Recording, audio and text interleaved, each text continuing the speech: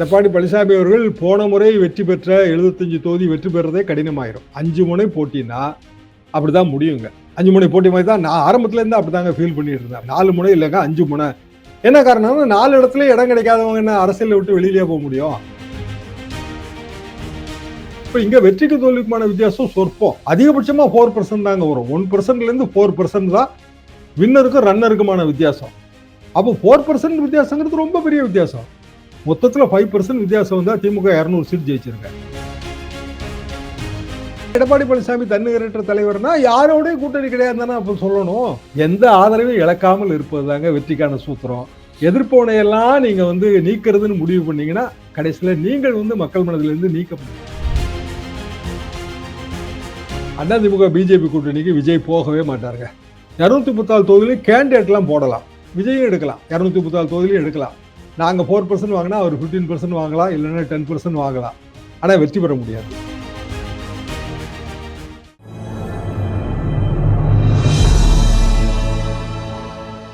Tamil news நேயர்களுக்கு அன்பு வணக்கம். இன்றைய சிறப்பு நேர்காணலில் நம்மோடு இணைந்திருக்கும் சிறப்பு விருந்தினர் மூத்த பத்திரிகையாளர், வழக்கறிஞர், முனைவர் தராசு ஷியாம் சார் இருக்காங்க. சார் வணக்கம். வணக்கம். இவ்வளவு சதி வலைகள் இருக்குல்ல சார் திரு எடப்பாடி பழனிசாமி அவர்களுக்கு. ஒரு பக்கம் பாட்டாளி மக்கள் கட்சி ரொம்பவே மெயினான ஒரு ஃபேக்டர். அவங்க சிதறுண்டு போயிருக்கிறதுங்கிறது விஜயனுடைய வருகை எதிர்பார்க்கிறதை விட பாட்டாளி மக்கள் கட்சி அதிமுகவோட வரலன்னா அது மிகப்பெரிய ஒரு செட்பேக் ஆயிடும் அப்படின்னு உங்களை போன்றவங்கலாம் தொடர்ந்து நீங்க சொல்லிட்டு வரீங்க. அதுவே ஒரு பெரிய ஒரு இஷ்யூவா இப்ப பாட்டாளி மக்கள் கட்சி 2 பாமகவா இப்ப ஆகி போச்சு. அது ஒரு பக்கம் ஒரு தலைவலி. மற்றொரு பக்கம் இப்போது பிரிந்தவர்கள்லாம் ஒரு சேர்ந்து நாங்க எடப்பாடி பழனிசாமி வீழ்த்தாம விட மாட்டோம்னு சொல்லி அவங்க ஒரு பக்கம் உறுதிமொழியோட சென்று இருக்காங்க. இன்னொரு பக்கம் விஜய் தனிவெளி நிப்பாரா அல்லது எப்படி அவர் ஸ்டாண்ட் எடுக்க போறாரு அது சம்பந்தமா இன்னும் ஊர்ஜிதப்படுத்தப்படல. அது ஒரு பக்கம். நாம் தமிழர் சீமான் ஒரு 4 கார்னர் பிளஸ் கூடுதலா இப்ப இவங்க ஒரு விஜய் கூட போறாங்களா இந்த செங்கோட்டையன் பிரிந்தவர்கள் எல்லாம், அல்லது இவங்க ஒரு 5th கார்னரா போனாங்க அப்படின்னா இது எந்த அளவுக்கு திரு எடப்பாடி பழனிசாமி அவருடைய தேர்தல் வளர்ச்சிக்கு, அவருடைய அந்த அதிமுக வாக்கு வங்கிக்கு எவ்வளவு பெரிய பாதகம் ஏற்படும் நீங்க நினைக்கிறீங்க? பெரிய சேதாரம் ஏற்படுங்க. எடப்பாடி பழனிசாமி அவர்கள் போன முறை வெற்றி பெற்ற 75 தொகுதி வெற்றி பெறதே கடினமாயிரும். 5 முனை போட்டினா அப்படிதான் முடியுங்க. 5 முனை போட்டி மாதிரி தான் நான் ஆரம்பத்துல இருந்து அப்படிதாங்க ஃபீல் பண்ணிட்டு இருந்தேன். பல பேட்டிகளையும் சொல்லியிருக்கேன். 4 முனை இல்லைங்க 5 முனை. என்ன காரணம்னா 4 இடத்துல இடம் கிடைக்காதவங்க என்ன அரசியலை விட்டு வெளியிலேயே போக முடியும். அவங்க 5வது முனைக்கு வரதான் செய்வாங்க. ஏதோ 3% 4% ஓட்டு பிரியத்தான் செய்யும். அதுல இப்ப இங்க வெற்றிக்கு தோல்விக்குமான வித்தியாசம் சொற்பம். அதிகபட்சமா 4% தாங்க வரும். 1%ல இருந்து 4% தான் வின்னருக்கும் ரன்னருக்குமான வித்தியாசம். அப்போ 4% வித்தியாசங்கிறது ரொம்ப பெரிய வித்தியாசம். மொத்தத்துல 5% வித்தியாசம் வந்தா திமுக 200 சீட் ஜெயிச்சிருங்க. என்ன காரணம்? ஆமா, அதாவது 1வது இடம் 2வது இடம். இப்போ நீங்க ஒரு சாதாரண கால்குலேஷன் போடுங்க. 100 ஓட்டுங்க மொத்தம். 100 ஓட்டுல திமுக வெறும் 350 ஓட்டு தான் வாங்குது. அப்போ 650 ஓட்டு திமுகவுக்கு எதிரான ஓட்டு, அப்படிதானே? எஸ். இந்த 350 ஓட்டுக்கு நெக்ஸ்ட் ஸ்டேஜ்ல இருக்கிறவங்க 300 ஓட்டு வாங்குறாங்க. அப்ப 650 ஓட்டு அதுல கழிஞ்சு போச்சு. மிச்சம் 350 ஓட்டு தான் இருக்கு. இந்த 350 ஓட்டுல 3வது இடத்துல இருக்கிற விஜய் மாதிரியானவர்கள் 150 ஓட்டு வாங்குறாங்க. அது கழிஞ்சு போச்சு. மிச்சம் 200 ஓட்டு தான் இருக்கு. 200 ஓட்டுல சீமான் மாதிரியானவர்கள் 100 ஓட்டு வாங்குறாங்க. அது கழிஞ்சு போச்சு. அந்த மீத 100 ஓட்டு தான் இருக்கு. இந்த 100 ஓட்டுல இன்னொரு 5வது அணி அவங்க 50 ஓட்டு வாங்குறாங்க. அது கழிஞ்சு போச்சு. மிச்சம் இருக்கிற 50 ஓட்டு என்ன ஆகும்?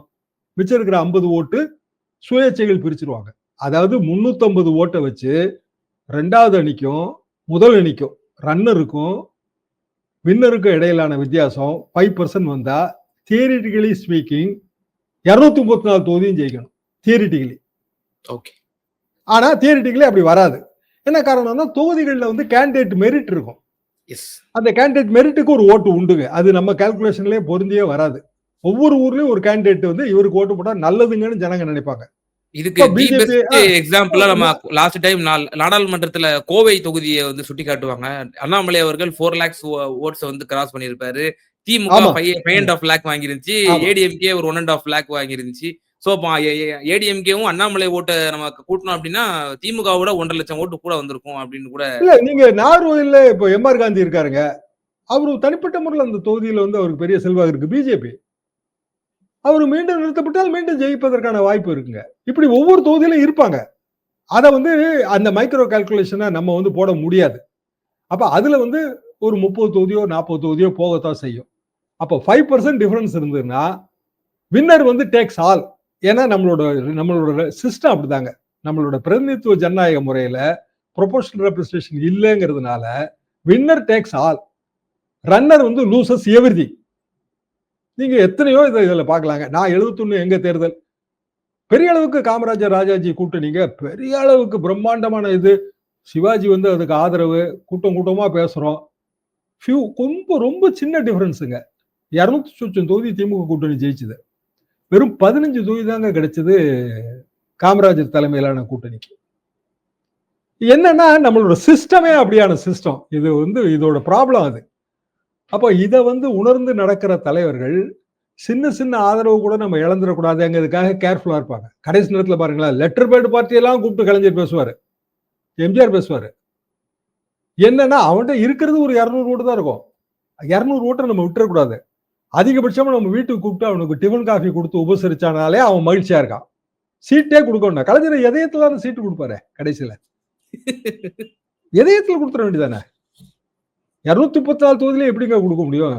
இதயத்துல கொடுத்துருவோம், பிரச்சனை முடிஞ்சு போச்சு. ஆனா வெற்றிக்கான சூத்திரம் அது. எந்த ஆதரவையும் இழக்காமல் இருப்பதுதாங்க வெற்றிக்கான சூத்திரம். எதிர்ப்போனையெல்லாம் நீங்க வந்து நீக்கிறதுன்னு முடிவு பண்ணீங்கன்னா கடைசியில நீங்கள் வந்து மக்கள் மனதிலிருந்து நீக்கப்படுவீங்க. அப்ப அதிமுக உட்கட்சி விவகாரத்துல எப்போதுமே பிஜேபி தலையிட்டு தான் இருந்தது, ஜெயலலிதா அவர்கள் மரணத்துக்கு பிறகு. இதுவே வந்து ஜெயலலிதா அம்மா காலத்துல மோடி வெளியில நின்று போயஸ் கார்டன் வாசல்ல நின்று சீட்டுக்கு கூட்டணி வச்சுக்கலாம்னு சொல்லியும் அவங்க ஒத்துக்கிடல. மோடியா லேடியா கொஸ்டின் அப்படிதான் வந்துச்சு.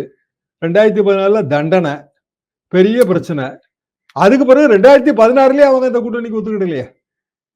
எப்போதுமே கூட்டணி கிடையாதுன்னு சொல்லிட்டாங்க.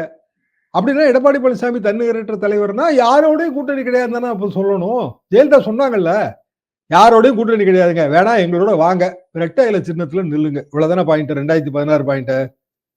ஒரே ஒரு தலைவர் தான் தமிழ்நாட்டில் அந்த முடிவை எடுத்தாங்க, அதிமுக. அப்படியான முடிவு எடுக்கக்கூடிய அளவுக்கு வல்லமை இருக்கணும். அப்படி வல்லமை இல்லை. எடப்பாடி பழனிசாமியை கூட அதை ஒத்துக்கிடுவாரு. ஏன்னா போன தேர்தலுங்க பெரும்பாலான தொகுதிகளில் வந்து தோல்வி, சில இடங்கள்ல டெபாசிட் போயிடுச்சு. 2024 தேர்தல் இன்னைக்கு கூட முரசொலியில தலையங்கத்துல பச்சை பஸ் எடுத்துக்கொண்டு பசப்பு வார்த்தைகளை பேசுகிறார் பழனிசாமின்னு பழைய பாடியில திட்டிருந்தாங்க. ரொம்ப பழைய பாடியில எங்களோட ஆரம்ப காலகட்டத்தில் இதை மாதிரியாக பேசுவோம். அப்போ அந்த தோல்வி பட்டியெல்லாம் கொடுத்துருந்தாங்க. எத்தனை இடத்துல டெபாசிட் போச்சு, எத்தனை இடத்துல 3வது இடத்துக்கு போனாங்க, கன்னியாகுமரி டிஸ்ட்ரிக்ட்ல 4வது இடத்துக்கு போனாங்க. இப்போ எடப்பாடி பழனிசாமியோட தலைமைக்கு கிடைத்த ஓட்டு 2024 இவ்வளவுதானே. இது சட்டமன்ற தொகுதி வாரியாக பிரித்து பார்த்தால் முரசொலி தலையங்கம் தான். 222 தொகுதியில வந்து அதிமுக தோத்து போச்சுன்றாங்க. அவங்க கால்குலேஷன் 200 தொகுதியில வெற்றிங்கிற கால்குலேஷன் இதை பேஸ் பண்ணி 2024 பேஸ் பண்ணி. அப்கோர்ஸ் நான் அப்படியே வரும்னு நான் சொல்ல வரல. ஏன்னா சட்டமன்ற தேர்தல் வேற, மக்களவை தேர்தல் வேற. 6 தொகுதி சேர்ந்த ஒரு எம்பி, அதுல 1000 ஓட்டு 2000 ஓட்டுல ஜெயிச்சா அதெல்லாம் ஒரு வெற்றி கணக்குன்னு சொல்ல முடியாது. விருந்தினர்கள் டேலி ஆகும் நீங்க எதிர்பார்க்கறீங்களா? பெர்சன்டேஜ் டேலி ஆகாதுங்க, கண்டிப்பா குறையும். அதாவது அதிமுகவோட பெர்சன்டேஜ், பிஜேபியோட பெர்சன்டேஜ் அப்படியே சேர்ந்தா கம்பைன்டு பெர்சன்டேஜ் வந்துரும்னு எனக்கு நம்பிக்கை இல்லை. என்ன காரணம்னா அப்போ பிஜேபி அண்ணாமலை இருந்தார். அண்ணாமலை வைத்த வாதம் என்னன்னா கழகங்களே வேண்டாம். ஆமா ஆமா, ஒரே குட்டையில் ஊறிய மட்டைகள். ஒரே அது பழைய காமராஜர் வசனம். அது எங்களுக்கு 70 71 72 73 வசனம். அது காமராஜர் சொன்னது, ஒரே குட்டையில் ஊறிய மட்டைகள். அதே தான் அவர் சொன்னாரு. கழகங்கள் வேண்டாம், புதிய கூட்டணி. அப்ப தனி கூட்டணி தானே அது. பிஜேபி கூட்டணியில, அன்றைய என்டிஏ கூட்டணியில ஓபிஎஸ் இருந்தாரு, டிடிவி இருந்தாரு, அன்புமணி பாமக, ஒன்றுபட்ட பாமக இருந்துச்சு. இதை வச்சு வந்து 18% எடுத்தாங்க. அந்த 18% இப்ப அப்படியே வராது. ஏன்னா இப்ப நிலைப்பாடு மாற்றம். அண்ணாமலை ஒதுங்கி இருக்காரு, அண்ணாமலையே மாற்றுக்கிறதெல்லாம் சொல்ல ஆரம்பிச்சிட்டாரு. அப்படின்னா அது குறையும். அதிமுக பிஜேபி வேண்டாம் அப்படின்னு அவங்க 20% ஓட்டு எடுத்தாங்க. இப்ப அந்த நிலைப்பாட்டிலே அவங்களுக்கு மாற்றம் இருக்கு. அப்ப அவங்களுக்கும் அந்த 20% குறையத்தான் செய்யும். எனவே 20 + 18 38 வரும்னு அது நான் அப்படி நினைக்கவே இல்லை. கண்டிப்பா அந்த என்டிஏல உள்ள பார்ட்னர்ஸும் வந்து இப்போ எல்லாம் பிரிஞ்சிருக்கிறாங்க. குறிப்பா பாட்டாளி மக்கள் கட்சி நீங்க தொடர்ந்து சொல்லிட்டு இருக்கீங்க. அதுவும் நம்ம இதுல பார்க்க வேண்டியது இருக்கு சார். ரொம்ப மெயின் ஃபேக்டர். இறுதியான ஒரே ஒரு கேள்வி சார். திரு விஜய் அவர்களுடைய இந்த ஃபேக்டர் இந்த இடத்துல ஒரு மிகப்பெரிய ஒரு டிசைடிங் ஃபேக்டராக அவர் ஒரு டர்னிங் பாயிண்டா இருப்பாரு இந்த தேர்தல்ல அப்படின்னு சொல்லப்பட்டது. ஏன்னா கிரவுட் புல்லிங் கெப்பாசிட்டி அவருக்கு இருக்குங்கிற ஒரு விஷயம். இந்த தேர்தல்ல அவருக்கு 234 சீட்ஸ் கேண்டிடேட் போடுறதுக்கு அவருக்கு வந்து கெப்பாசிட்டி இருக்கா? அப்படி அவர் போட்டு நின்னார்னா, என்ன மாதிரியான ஒரு விளைவுகளை ஏற்படுத்தும்? அதேபோல அவர் அதிமுகவுடன் கூட்டணிக்கு அழைப்பதற்கு பாஜகவும், அதிமுகவும் ஒரு பக்கம் முயற்சித்துக் கொண்டிருக்கிறதுங்கிற ஒரு கருத்து இருக்கிறது. அப்படி ஒருவேளை அவர் கூட்டணிக்கு சென்றால் என்ன மாரி சீன் மாறும்? நிறைவான கருத்து. அதிமுக பிஜேபி கூட்டணிக்கு விஜய் போகவே மாட்டாருங்க. அதுல எனக்கு வந்து எந்த விதமான சந்தேகமும் கிடையாது. 234 தொகுதியிலும் கேண்டிடேட்லாம் போடலாம். நானே போட்டிருக்கேங்க. தராசு மக்கள் மன்ற சார்பா 234 தொகுதியிலும் கேண்டிடேட் போட்டிருக்கேன். 40 அதாவது நம்ம இளைஞர்களுக்கு தேர்தல் நடைமுறைனா என்னன்னு சொல்லணுங்கிறதுக்கு ஒரு ஜனநாயக பரிசோதனை. எத்தனை வருஷம் முந்தி? 40 வருஷத்துக்கு முந்தி. 234 ஆல் 234 500 தான் டெபாசிட். பட்டியலினத்தை போட்டா 209 தான் டெபாசிட். அதனால அவங்களே போட்டுருவோம் நாங்க. ஆனா 234 தொகுதியில் நிப்போம். தராசு சிம்பிள்லயே. அப்ப தராசு சிம்பிள் ஃப்ரீ சிம்பிளா இருந்துச்சுங்க. எல்லாத்துக்கும் வந்து கடிதங்கள்லாம் கொடுத்துக்கிட்டு 234 ஒரே சிம்பிள் வாங்கிட்டோம். எந்த விதமான பின்புலமும் இல்லாம ஒரு பத்திரிகை 234 நிறுத்துச்சுங்க.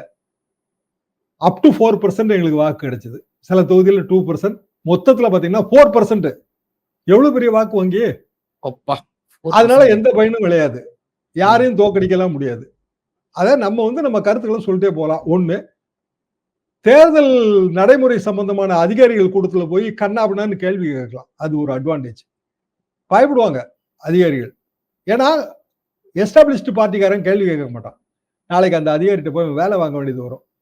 நம்ம வந்து ஃப்ரீலான்சர், என்ன கேள்வி வேணாலும் கேட்கலாம். அதனால கேளுங்கப்பா அப்படின்னு சொல்லி கேள்விகளையும் இங்க இருந்து செட் பண்ணி கொடுத்து அனுப்பிடுவோம். இந்த தொகுதியில இந்த கேள்வியை கேளு அப்படின்னு. இப்படியான எக்ஸ்பெரிமெண்ட் எடுக்கலாம். விஜயும் எடுக்கலாம். 234 தொகுதியிலும் எடுக்கலாம். நாங்க 4% வாங்கினா அவர் 15% வாங்கலாம், இல்லைன்னா 10% வாங்கலாம். ஆனா வெற்றி பெற முடியாது. கூட்டணி அமைக்கணும். கூட்டணி அமைத்தாலும் 35% மினிமம் வேணும். நான் சொன்ன பழைய கணக்கு தான். 35 ஓட்டு கையில இல்லாம 100 ஓட்டு உள்ள தொகுதியில நீங்க ஜெயிக்கிறத பத்தி கனவு கூட காண முடியாது. 35 ஓட்டு அவர்கிட்ட இல்ல. 35 ஓட்டு வரக்கூடிய ஒரு கூட்டணியை அமைக்க முடியுமானா அதுவும் முடியாது. ஏன்னா அதிமுக பிஜேபி கூட்டணிக்கு போனா தான் அவர் அந்த 35 ஓட்டு வாங்க முடியும். அங்க போனா அவருக்கு வந்து எது இடிக்கும் அப்படின்னா, ஆளுங்கட்சியை எதிர்க்காம ஒரு புதிய கட்சி வந்து அது மேல வர முடியாது. திமுகவையும் எதிர்க்கணும், பிஜேபியும் எதிர்க்கணும். அதிமுக கூட்டணியில பிஜேபி இல்ல அப்படின்னா விஜய் வந்து அதை நினைப்பாரு. ஆனா அது அப்படியான ஒரு வாய்ப்பு இருக்கிற மாதிரி தெரியல. அப்ப விஜய் வந்து ஒரு தனி அணி ஃபார்ம் பண்ணணும். அவர் வைக்கிற நிபந்தனை அவரை முதலமைச்சர் ஆக்கணும்னு. அந்த நிபந்தனை ஏற்று டிடிவியே ஏத்துக்கிறேன்னு தான் சொல்றாரு. சோ இந்த அணி அதுல போய் சேர்வதற்கான ஒரு வாய்ப்பு எனக்கு தெரிகிறது. கடைசி நேரத்துல விஜய் என்ன முடிவு எடுக்க போறாரு, நம்ம பலம் என்னன்னு தெரிஞ்சுக்கலாம்னு முடிவு பண்ணுவாரா? விஜயகாந்த் அப்படிதான் முடிவு பண்ணார் 2006ல. அது நமக்கு தெரியல. ஆனால் முன் எப்போதும் இல்லாத அளவுக்கு 2026 தேர்தல் ரொம்ப முன்பே சூடு பிடித்து விட்டது. என்ன காரணம் அப்படின்னா, இது அனைத்து தேர்தல்களின் தாய். இல்ல என்ன மீன் பண்ணி சொல்றீங்க சார்? அனைத்து தேர்தலுக்கும் தாய் என்று. மதர் ஆஃப் ஆல் எலெக்ஷன்ஸ்ங்க. அது வந்து ஒரு ஆங்கில சொல்லாடல். ஒரு தேர்தல்ங்கிறது பல வகைகள்ல எக்ஸ்பெரிமெண்டலா அமையும் போது that is called mother of all elections. அனைத்து தேர்தல்களின் தாய். ஓகே. நிச்சயமா சார். பல்வேறு விவகாரங்கள்ல எங்க நேயர்களுக்கு ரொம்ப தெளிவா உங்களுடைய டீடைல்டு அனாலிசிஸ வந்து பகிர்ந்தீங்க. மிகுந்த நன்றிகள் சார்.